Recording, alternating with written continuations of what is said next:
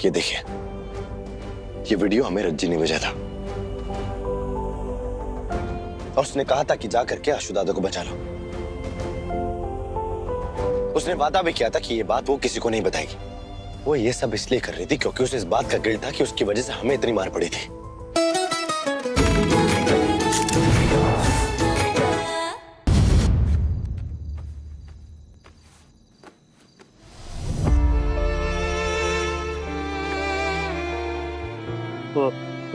बाबा,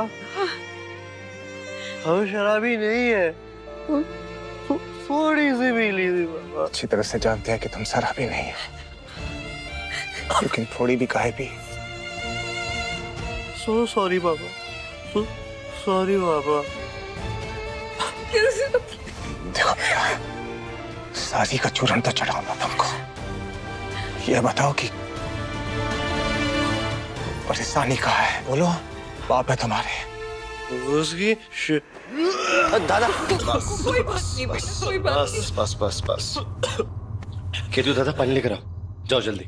आशु दादा, बस बस, सब ठीक हो जाएगा, सब ठीक हो जाएगा। बाबा विद्या, एक काम करो, जाकर दही लेकर आओ। इसकी हालत बहुत ज्यादा खराब हो रही है, जाओ।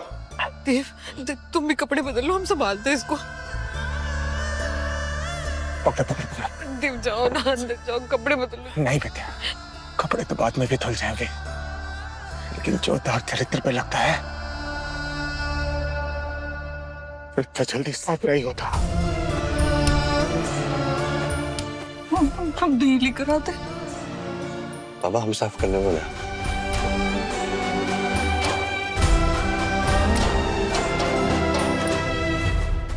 एक बात बताओ बेटा,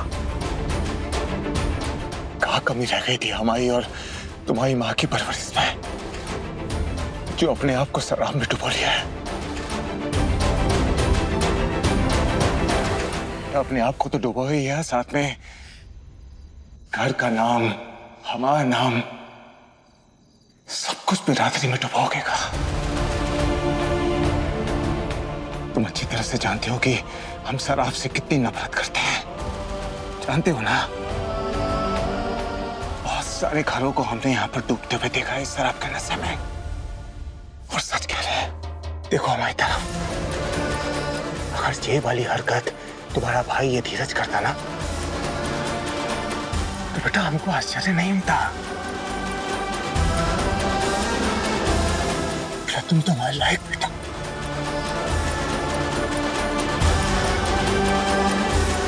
बहुत उम्मीद है तुमसे बेटा, तुम बस ऐसी हरकत मत करो।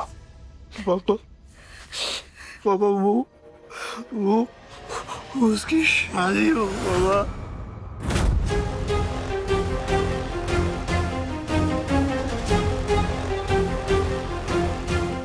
किसकी शादी है? बाबा, दादा दादा पानी पानी पानी। आशु दादा के दोस्त की शादी थी। वो जबरदस्ती इन्हें शादी में लेकर के चले गए। अब ये तो शराब पीते हैं नहीं, जबरदस्ती इन्हें पिला दी। ये संभाल नहीं पाए। बाबा, आशु दादा से गलती हो गई, इन्होंने हमें ही फोन करके बुलाया था। अगर ऐसी बात थी तो हमको पहले क्यों नहीं बताया तुम? काहे इसको चोरी छिपे घर के अंदर लेकर आ रहे थे? फिर को परेशान नहीं देखना चाहते थे बस।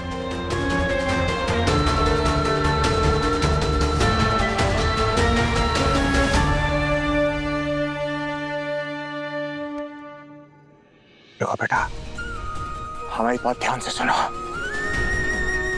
ऐसे दोस्तों की संगत में मत रहो जो तुम्हें जबरदस्ती शराब पिलाते हैं, तुम्हें ऐसी बुरी आदतों की तरफ लेकर जाते हैं। मत रहो ऐसे लोगों की संगत में, क्योंकि क्या है ना कि तुम हमारे सबसे अच्छे बेटे हो। बहुत उम्मीद है हमें तुमसे, क्योंकि अगर तुमको कुछ हो गया ना आंसू, तो सच बता रहे हैं, टूट जाएंगे हम, टूट जाएंगे।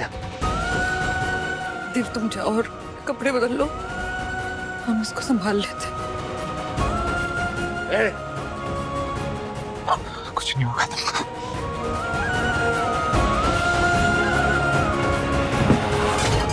बाबा,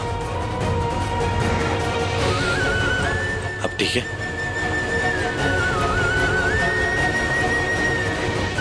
जाकर आंसू को संभालो, हम ठीक हैं।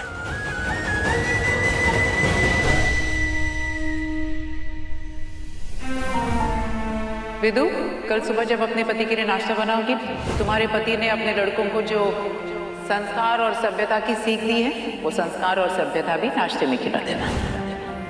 तुम मुंह दिखाने के कभी लायक थे ही नहीं, और आज भानु वाजपेयी ने तुम्हारी झूठी शान की केकड़ी भी निकाल दी।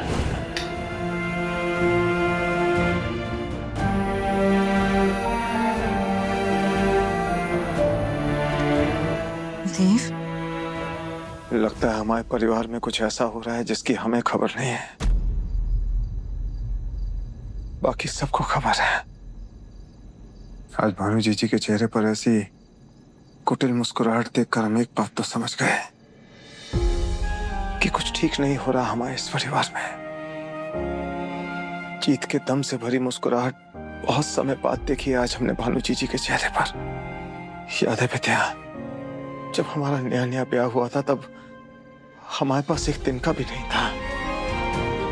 कैसे हमने दिन रात मेहनत करके, खून पसीना बहा के ये घर खड़ा किया, चावल की मिल खड़ी की, ट्रैक्टर खरीदा। भानु जीजी ने हर मोड़ पे हमारे लिए परेशानियां खड़ी करने की कोशिश की। हम जरा सी भी खुश हों भानु जीजी को मंजूर नहीं है। इसलिए आज भानु जीजी को ऐसे खुश देखकर हम बात समझ गए हैं कि हमारे परिवार पर दुखों का साया मंडरा रहा है। तो पड़ोसी जो बोल रहे थे वो सच था।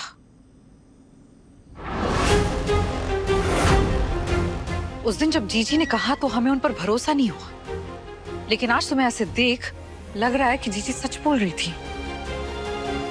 क्या सच में तुम्हारे रज्जी के बीच में कुछ चल रहा है? नहीं माँ। अच्छा, तो इतनी रात को अपनी नानी से कहानियां सुनने गए थे? अगर हम आपको सच बताएंगे, यकीन करेंगे आप हमारी बात पे? धीरज, एक टांग पर खड़े रहकर तुम्हारी हर बात मानी है हमने। अब ऐसा क्या हो गया जो नहीं मानेंगे? हाँ माँ, हम रज्जी से मिलने गए थे, लेकिन वजह कुछ और थी। धीरू, तुम्हारे बाबा नहीं चाहते कि तुम लोग कोई ऐसी हरकत करो कि घर पर मुसीबत आए और तुम होके सीधा मुसीबत के घर में घुस गए। नहीं नहीं नहीं नहीं माँ, हम मुसीबत के घर नहीं गए थे। हम तो वहां इसलिए गए थे ताकि मुसीबत हमारे घर ना आ सके। माँ, आप एक बात मुझे बताइए, आपको क्या लगता है कि ये बात हमें कैसे पता चली कि हमारे भाई कहीं पे शराब के नशे में पड़े हुए हिचकोलियां खा रहे हैं? ये देखिए, ये वीडियो हमें रज्जी ने भेजा था और उसने कहा था कि जा करके आशु दादा को बचा लो। उसने वादा भी किया था कि ये बात वो किसी को नहीं बताएगी।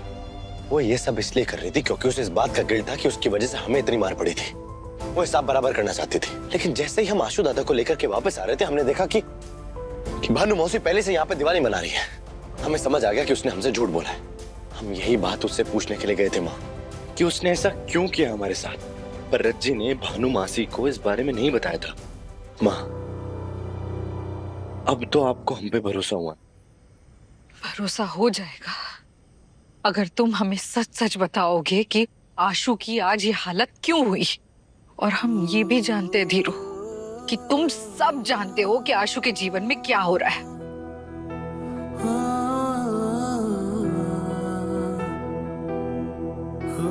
माँ, हमें एक बात बताइए, आप बाबा ने और आपने शादी करी थी क्योंकि आप दोनों को एक दूसरे से प्यार हो गया था। फिर बाबा ने हम लोगों से एक कसम क्यों खिलवाई? इतना सख्त फैसला लेने के लिए उनके पास ठोस वजह है। क्या उनकी नजरों में उनकी वजह पूरी तरीके से सही है? कल को अगर हमें या केतु दादा को किसी भी लड़की से प्यार हो जाता है और वो लड़की भी सही हो, अच्छे खानदान की हो, संस्कारी हो, क्या फिर भी बाबा अपनी वजहों को लेकर के जिद पर अड़े रहेंगे?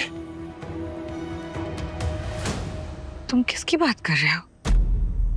आशु की, केतु की या फिर अपनी? माँ, हम आशु दादा की बात कर रहे हैं। उन्हें एक लड़की से प्यार हो गया था और वो उससे शादी करना चाहते थे, लेकिन बाबा से बात करने की वो हिम्मत नहीं जुटा पाए। उस लड़की ने जाके किसी और से शादी कर ली। इसी वजह से वो बेचारे शराब के नशे में उड़ गए। माँ, एक बात आप हमें बताइए, क्या बाबा की कसम इतनी बड़ी है कि उसकी वजह से आप अपने बेटे को ऐसे टूटते हुए देख सकें? कल को अगर केतु को इसीलिए देव इतना प्यार करते हैं आशु से, क्योंकि देव को भरोसा है आशु उनके खिलाफ कभी नहीं जाएगा। और आज उसने साबित कर दिया। अपने पापा की कसम के लिए अपने प्यार को त्याग दिया। बड़ा बेटा होने का फर्ज निभाया है उसने। तुम्हें और केतु को सीखना चाहिए अपने आशु दादा से। बहुत गर्व महसूस हो रहा है आशु पे। लेकिन उस तकलीफ का क्या जिससे आशु दादा गुजर रहे हैं माँ? और उस दर्द का क्या जो तुम्हारे बाबा इतने सालों से झेलते आ रहे हैं। सारा शहर उनकी इस बात की इज्जत करता है कि उन्होंने जो कुछ भी अपने बच्चों के लिए किया, अपने घर के लिए किया, अपनी औलाद के लिए किया। अरे किसी को इस बात से कोई फर्क नहीं पड़ता है कि उनके नाम के आगे किसी का नाम है या फिर नहीं है, उनका कोई खानदान है या नहीं है, सिवाय इस परिवार के। अब तो समझो इस बात को। तुम्हारे लिए ये सब कहना बहुत आसान है धीरू, क्योंकि तुमने कभी ये सब झेला नहीं ना। तुम अपने माँ बाबा दोनों के नाम के साथ पैदा हुए हो। तुम्हारे बाबा नहीं हुए थे। तुम्हें क्या लगता है हम क्यों नहीं मनाते अपनी शादी की सालगिरह? क्योंकि उस दिन को याद करके अब भी देव का दिल दुखता है। और हम कोई ऐसी बात नहीं करेंगे जिससे देव को तकलीफ हो। हम देव को कभी दुखी नहीं देख सकते, कभी नहीं। अगर केतु दादा को या हमें किसी से प्यार हो जाता है तो आप किसका साथ देंगे? हमारा या फिर बाबा का? परिवार और देव के बीच में चुनना पड़े तो हम देव को चुनेंगे। सच और देव के बीच में चुनना पड़े तो भी हम देव को ही चुनेंगे। सही और गलत के बीच में चुनना पड़े तो भी हम वही चुनेंगे जो देव के लिए सही हो। भगवान और देव के बीच में चुनना पड़े तो भी हम देव को ही चुनेंगे,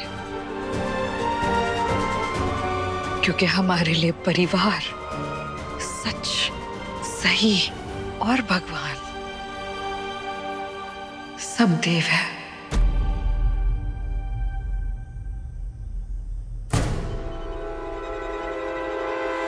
लेकिन आज हम तुम्हें चुनेंगे। तुम्हारे बाबा को नहीं बताएंगे कि तुम सीमा रेखा पार कर भानुजी जी के घर गए थे।